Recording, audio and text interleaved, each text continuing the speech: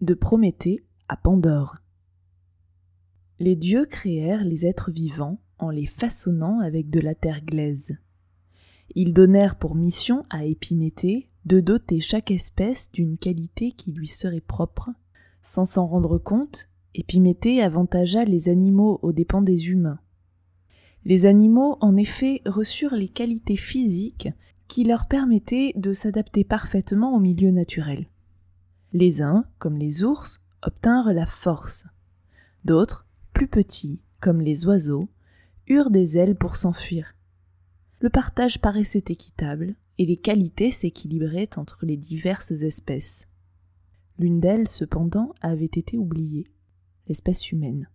Avec leur seule peau, les hommes ne pouvaient supporter le froid, et leurs bras nus n'étaient pas assez robustes pour combattre les bêtes sauvages. La race humaine était menacée de disparition. À ce spectacle, Prométhée, le frère d'Épiméthée, fils du titan Japet, se prit de pitié pour les faibles mortels. Il savait que leur intelligence leur permettrait de se fabriquer des armes et de se construire des abris s'ils en avaient les moyens. Mais pour cela, il leur manquait un élément essentiel, le feu. Grâce à lui, ils pourraient durcir les pointes de leurs lances afin de les rendre plus résistantes et se réchauffer dans leur foyer.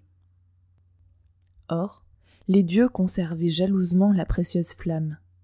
Prométhée dut se faufiler discrètement dans la forge d'Héphaïstos, le dieu du feu, pour dérober la lueur qu'il porta chez les hommes en la dissimulant dans le creux d'une racine.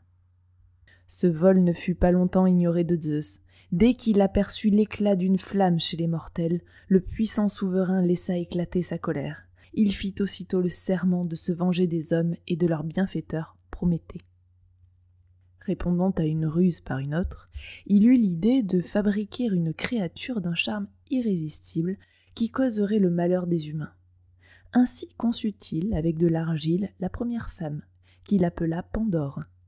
Il bénéficia de l'aide d'Héphaïstos, qui la para des bijoux les plus délicats, et de celle d'Athéna, qui la vêtit d'un léger voile retenu à la taille par une ceinture artistement ouvragée. Quand elle fut prête, Zeus l'envoya chez Épiméthée, le propre frère de Prométhée. Il connaissait sa naïveté et son imprudence. Ne pouvant résister à l'attrait d'une si belle personne, Épiméthée oublia que son frère l'avait mise en garde contre les présents de Zeus.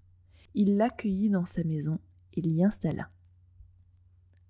Pandore avait apporté avec elle une boîte qu'elle ne devait ouvrir sous aucun prétexte. Zeus le lui avait expressément recommandé en la lui donnant. C'était encore une ruse, car il savait bien que la jeune femme essaierait d'en connaître un jour le contenu.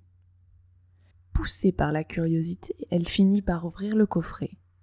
Aussitôt, un vent de malheur en sortit précipitamment. Effrayée, Pandore vit passer le visage grimaçant de la cruauté et le sourire malin de la tromperie. Elle entendit hurler les plaintes des miséreux et des souffrants. D'autres malheurs commençaient à se répandre dans le vaste monde. Quand elle découvrit sa tragique erreur, Pandore referma rapidement le couvercle.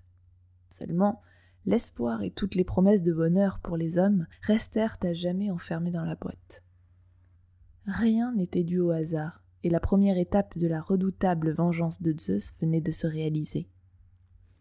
Le deuxième châtiment, plus cruel, allait frapper Prométhée. À l'aide de liens inextricables qui lui entravaient douloureusement les bras et les jambes, Zeus le fit attacher à un rocher. Ainsi exposé, sans pouvoir se défendre, Prométhée subissait chaque jour les assauts d'un aigle qui venait lui dévorer le foie. Et chaque jour, pour son supplice, son foie se reformait. En échange d'un bienfait, Prométhée reçut donc un terrible châtiment. Quant aux hommes, ils apprirent malgré eux qu'un bien pouvait être accompagné d'un malheur.